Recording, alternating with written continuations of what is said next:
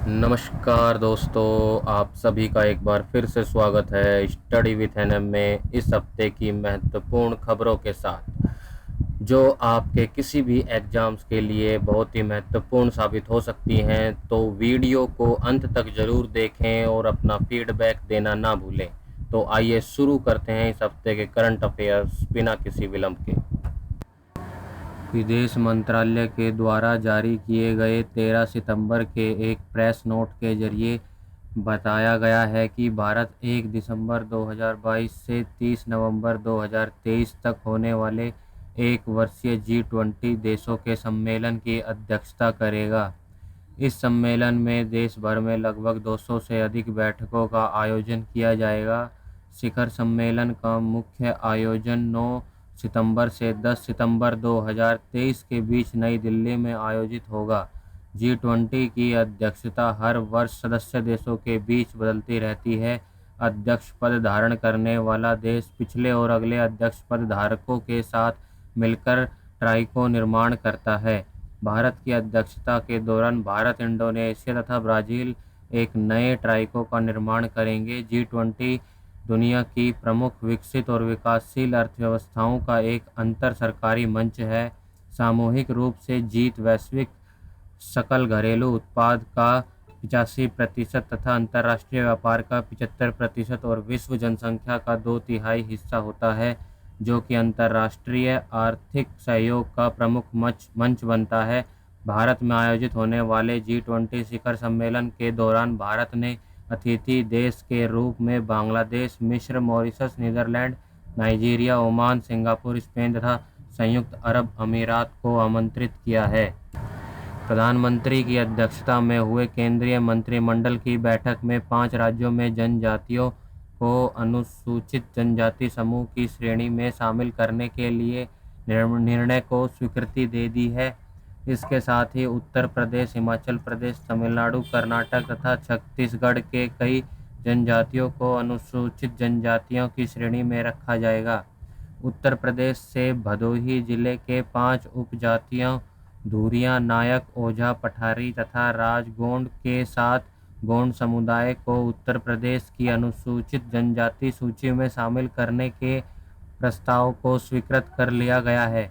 हिमाचल प्रदेश से सिरमौर जिले के ट्रांसगिरी क्षेत्र में रहने वाले हाटी या हट्टी इस समुदाय को राज्य के अनुसूचित जनजाति सूची में शामिल किया गया है।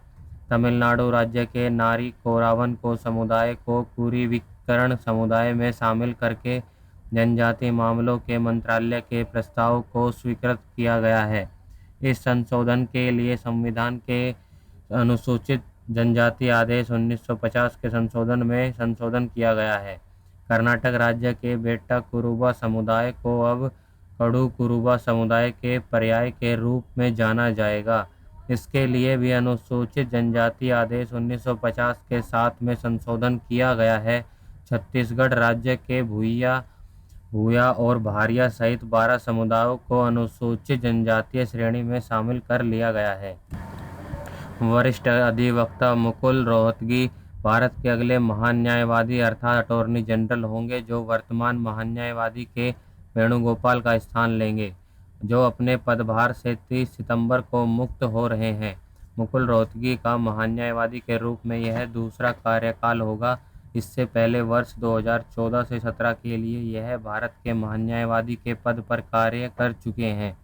श्री रोहतगी ने 2017 में अपने पद से त्यागपत्र दे दिया था, जिसके बाद वेणुगोपाल को 1 जुलाई 2017 को महान्यायवादी नियुक्त किया गया था।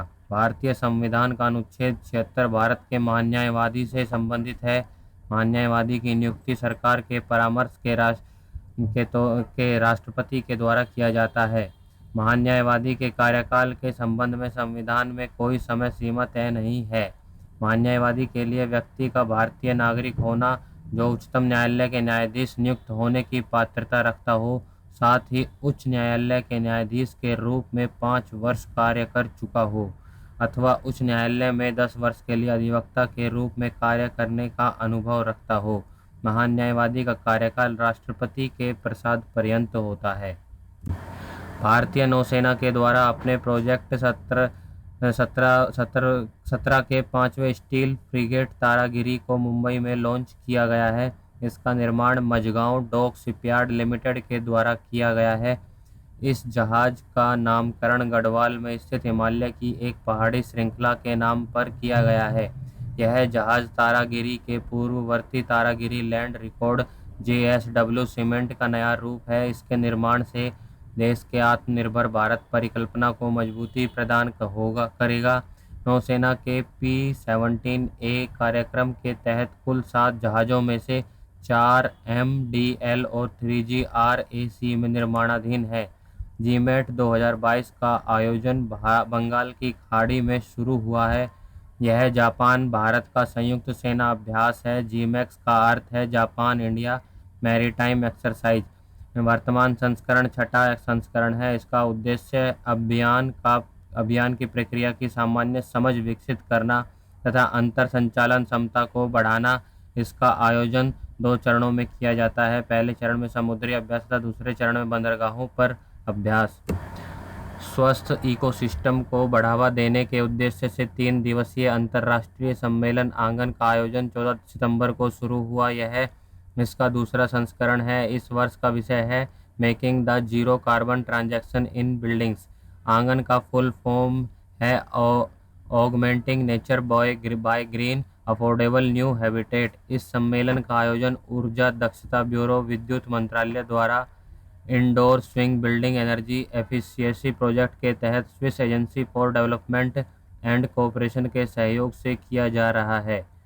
एशिया कप के हुए फाइनल मुकाबले में श्रीलंका ने पाकिस्तान को 23 रनों से परास्त कर एशिया कप अपने नाम कर लिया है। श्रीलंका 6ठी बार एशिया कप का चैंपियन बना है।